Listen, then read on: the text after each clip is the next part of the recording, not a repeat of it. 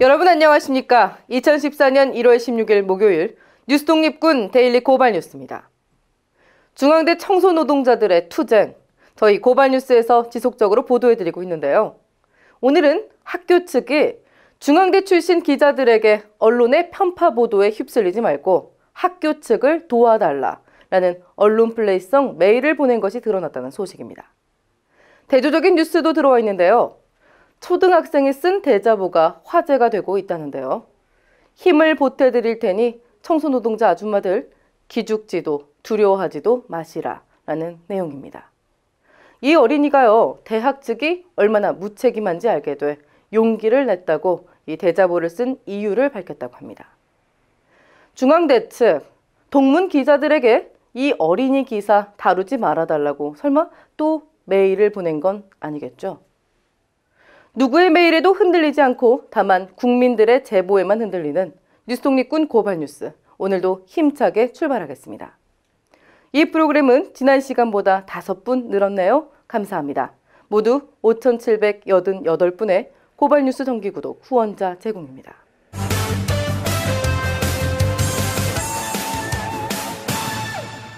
바쁘시더라도 이 뉴스들은 꼭 보시라고 저희가 발로 뛰어 모은 오늘의 고발뉴스입니다. 검찰이 대화록 불법 유출 의혹을 받고 있는 김무성, 서상기, 정문헌 의원과 남재준 국정원장 그리고 권영세 주중대사에 대해 전원 무혐의를 내려줄 것으로 알려져 논란이 일고 있습니다. 검찰은 아직 아니라는 입장이지만 그동안 검찰의 봐주기 수사 태도를 볼 때 전원 무혐의 가능성이 짙다는 관측이 나오고 있습니다. 민변의 이재화 변호사입니다. 그래서 이게 뭐 짜맞추기 수준도 아니고요. 예전에는 무혐의 하더라도 포장은 그럴듯하게 했는데 이 사건 수사를 보면 검찰이 지금 최소한의 형식이나 그다음에 뭐 자존심 이것도 버린 것 같아요. 애초부터 무혐의 결론 내려놓고 수사하는 신용만 냈던 거로 봐야 될 겁니다. 저는 뭐 이 사건이 이명박 전 대통령의 내곡동 사저 수사보다 더 형편없는 수사라고 보기 때문에 특검을 실시하면 여기 뭐 김무성 의원이나 서상기 의원, 그다음 남재준 국정원장에 대해서 기소하는 것은 전혀 문제가 없다고 봅니다. 삼성 떡값 수수 의혹을 받고 있는 황교안 법무부 장관. 이를 보도한 한국일보에 정정 보도와 손해배상 청구 소송을 냈었죠. 어제 첫 재판이 열렸는데요. 한국일보가 삼성 엑스파일 수사와 삼성 특검 수사를 벌인 검찰의 수사 기록을 공개해서 사실 여부를 따져보자고 맞서 화제입니다. 황교안 장관 측은 모두 혐의 없음으로 끝난 일들이라는 입장인데요. 전문가들은 그게 아니라 특검만 해도 혐의 없음이 아니라 결론 없이 내사 종결 사안이라며 자료 공개 필요에 힘을 보태고 있습니다. 황교안 장관 혹시 의혹이 있으면 조사해달라고 스스로 요청하겠다라고 했던 그분 아니시던가요? 지난 2012년부터 삼성 일반 노조는 삼성그룹 본사 앞에서 노동자 탄압 중지, 그리고 백혈병 산재 인정 등을 요구하며 집회를 이어오고 있습니다. 오늘 삼성일반 노조 측이 다급하게 저희 고발뉴스에 연락해 왔습니다. 삼성이 합법적인 집회를 방해하고 있다는 것이었습니다.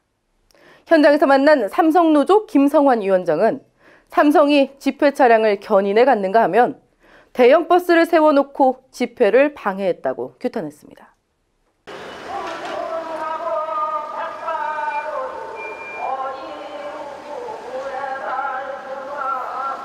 버스가 주차되어 있는 저 자리에서 1년 6개월 이상을 집회를 계속 해왔습니다.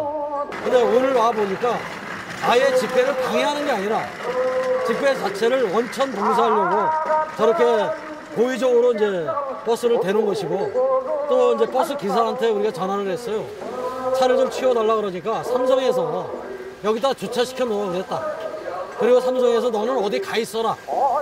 열쇠는 삼성한테 맡겨놓고, 그래서 자기는 멀리 있기 때문에 올 수가 없다. 그러니까 이런 식으로 아예 그냥 고의적인 그 집회를 원천 방해하려고 오늘 아예 작정을 하고 지금 방해하고 있습니다. 6.4 지방선거를 앞두고 정치개혁을 촉구하는 시민사회의 목소리가 높아지고 있습니다. 오늘 시민사회단체 연대회의는 기자회견을 열고 선거 전에 해결해야 할 정치개혁 과제를 발표했는데요.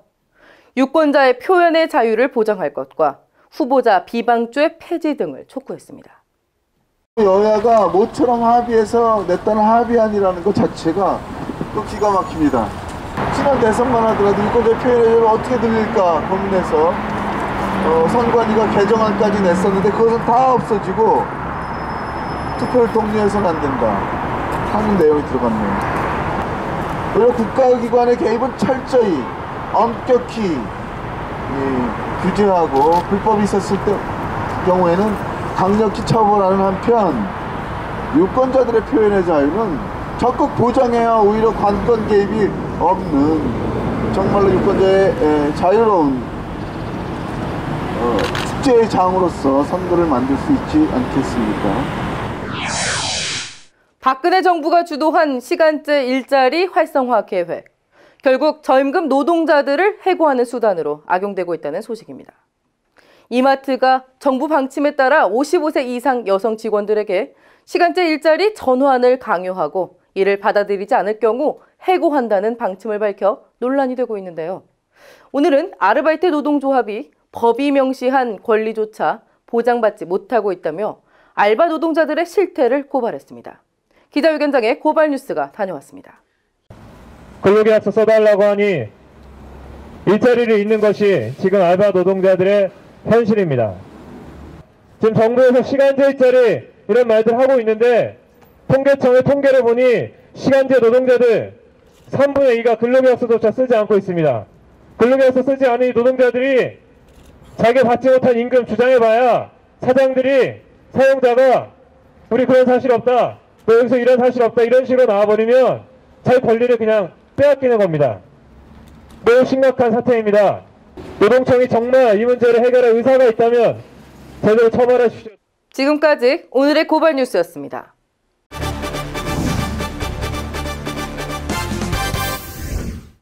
극우 성향의 인터넷 커뮤니티 일간베스트의 반사회적 그리고 반인류적 행위가 연일 무리를 빚고 있습니다. 이와 동시에 일베 용어를 나쁜 의도 없이 사용한 사람에게 가해지는 일베 낙인, 그리고 무분별한 집단 공격도 또 다른 사회 문제로 대두되고 있다는 지적입니다. 문화평론가시죠. 국민리포터 하재근 씨의 보도입니다.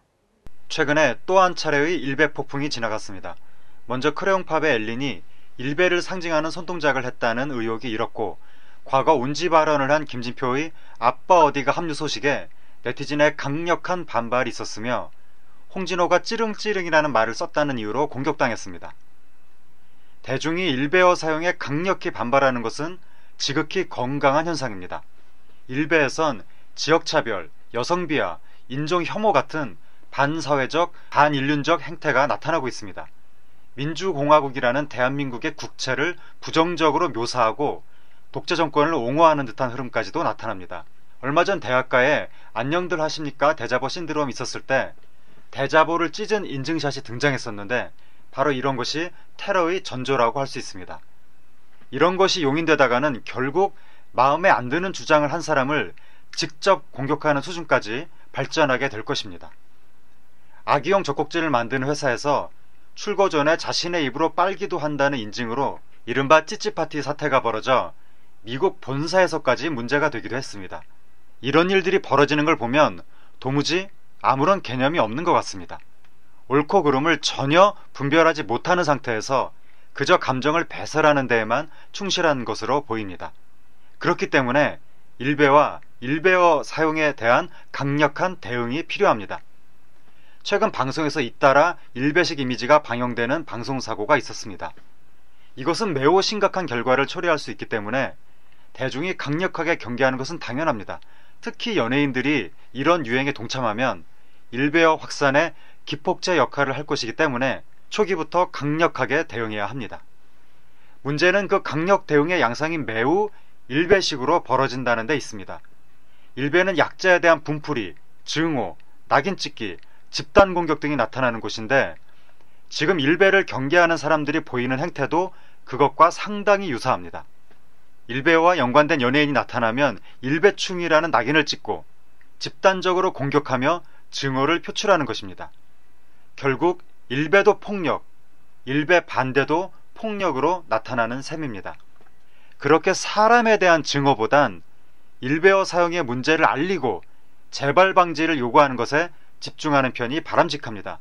물론 정말 진심으로 반사회적, 반인륜적 의도를 가지고 일베어를 사용한 경우라면 간단히 넘어갈 수 없겠지만 대부분의 경우에 연예인은 아무 생각 없이 그저 재미있는 신조어 정도로 일베식 용법을 쓰는 것으로 보입니다.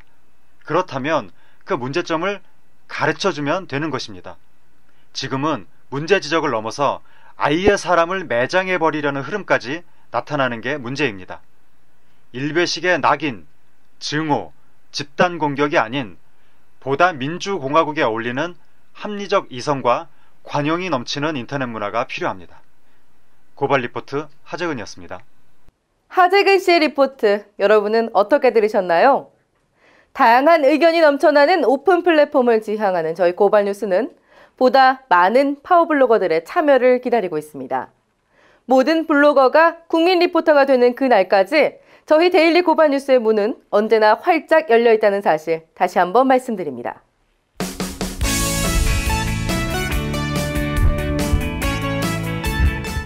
박근혜 대통령이 신년 기자회견에서 통일은 대박이다 라고 해 논란을 낳았죠. 흥부는 선행을 쌓아 복이 가득 담긴 대박을 얻었는데 꽁꽁 얼어붙은 휴전선을 녹이기 위한 노력은 게을리하면서 무슨 대박을 꿈꾸시는지 고발뉴스의 큰어른 서혜성 교수가 준엄하게 묻습니다. 산문직설입니다. 통일은 대박이란 말을 누군가 했습니다. 대박은 그저 오는 게 아닙니다. 흥부는 선행 뒤에 다시 그 씨앗을 기르고 또 기른 뒤에야 비로소 복을 얻을 수 있었습니다. 박을 썰고 여는 과정 또한 지극한 흥으로 공을 들이고 있습니다. 빌지 않은 게 개꿈이듯 통일 대박은 문득 오는 게 아니라는 뜻입니다. 오래도록 누군가에게 분단은 대박이었습니다. 식민지 또한 누군가에게는 대박이었습니다. 망국이 대박이었던 역사가 아직 지배하고 있는 걸 친일파 문제라고 합니다. 그 대박은 분단 대박으로 이어졌습니다. 냉전이 아니었다면 존재 자체를 유지하기 어려웠을 누군가에게는 민족과 국토가 참절된 일이 대박이었습니다. 이민족이 아니라 자기 족속을 증오하고 마침내 전쟁을 하고 또 새로 증오하게 하는 그 힘으로 누군가는 살아왔습니다. 냉전 대박은 아무데나 톱을 대면 박이 열리고 또 벌어졌습니다. 없는 박도 만들어온 역사는 뭘 말하는 것입니까? 요컨대 반통일은 누군가에게 오래도록 대박이었던 것입니다. 통일이 대박이 되려면 먼저 반통일 역사에 대한 성찰이 선행해야 합니다. 통일에 대한 모든 논의를 다진 채 혼자서 대박을 말하는 건 수수께끼 같은 대박으로 대박쇼일 가능성이 높습니다. 여러분 다 알다시피 저 7.4 공동성명은 선언서 내용과는 달리 남과 북 최고 권력끼리 벌인 쇼였고 곧 더 깊은 냉전이 찾아왔습니다. 대중 논의와 대중 참여가 배제된 통일은 이렇게 위험합니다. 통일의 주체는 단지 권력이 아니라 주권자들입니다. MB정권 이후 모든 통일 논의는 봉쇄되어 왔습니다. 통일은 냉전의 깊은 골짜기 속에 파묻혔습니다. 통일 논의는커녕 분단 극복을 말해온 세력과 개인은 모조리 종북으로 내몰렸습니다. 그럴 가능성이 있는 존재들마저 종북 올가미를 씌워 입을 막아왔습니다. 그런 가운데 나온 대박론은 무엇일까요? 우선 두 번에 걸친 남북 정상회담이 전면 부인된 건 무엇을 말하는 것입니까? 1, 2차 정상회담 주역인 두 대통령에게마저 종북 딱지를 붙이지 않았습니까? 이를 선거 국면에 이용한 것에 대해 어떤 사과나 반성을 들어본 적이 저는 아직 없습니다. 이처럼 통일 논의와 시도 자체에 능멸을 가한 자들이 통일 대박론을 들고 나오는 데 대해 의구심이 있는 건 지당한 일입니다. 통일을 말하라면 통일 역사를 먼저 섬겨야 하는 것입니다. 1, 2차 정상회담에서 알 수 있듯 이미 통일은 대박이라는 걸 증명해 왔습니다. 남북은 화해로 왔고 한반도에는 평화가 정착할 가능성이 높았습니다. 평화보다 더 살아있는 대박은 없습니다.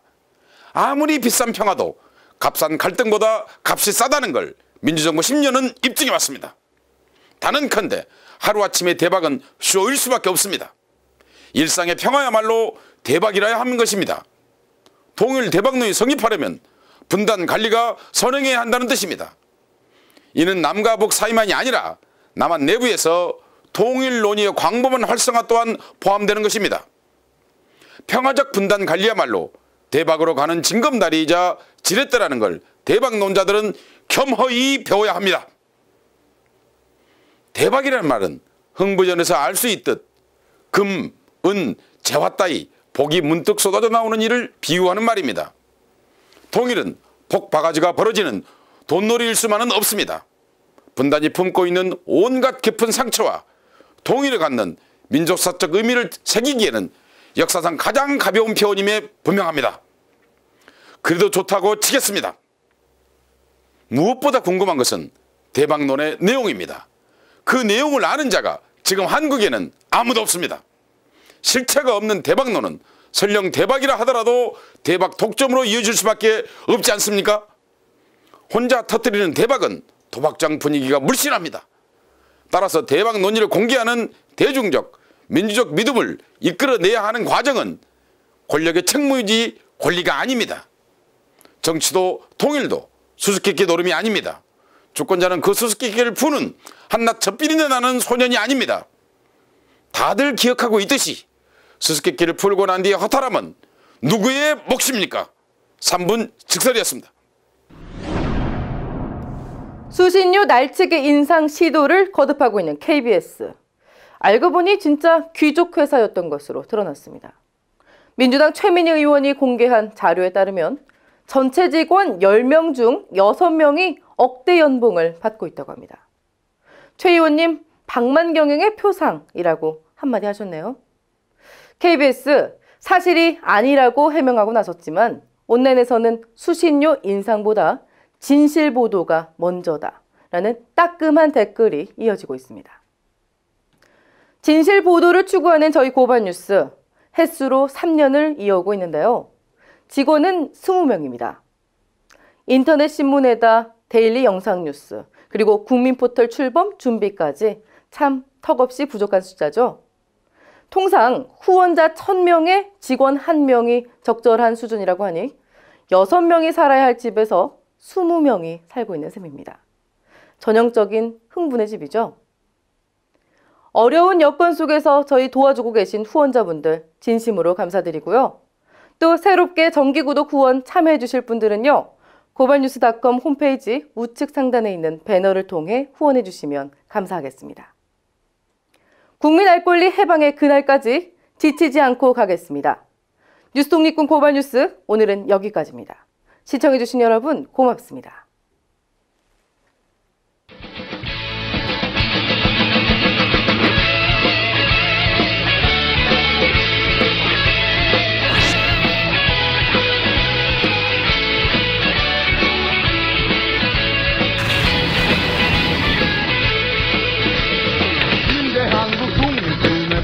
용사야 조국의 부르심은 네가 아느냐. MBC 본사에 계셨을 때는 그 장비 때문에 이렇게 속썩이실 일이 없었겠죠.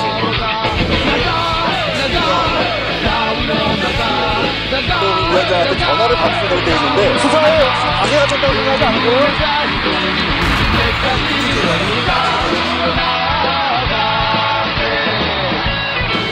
10년 전에 고발뉴스.com, 이상호 기자의 고발뉴스라고 하는 홈페이지를 만들면서 그때 사실 어렸을 때 소년병 기자 생활을 할 때부터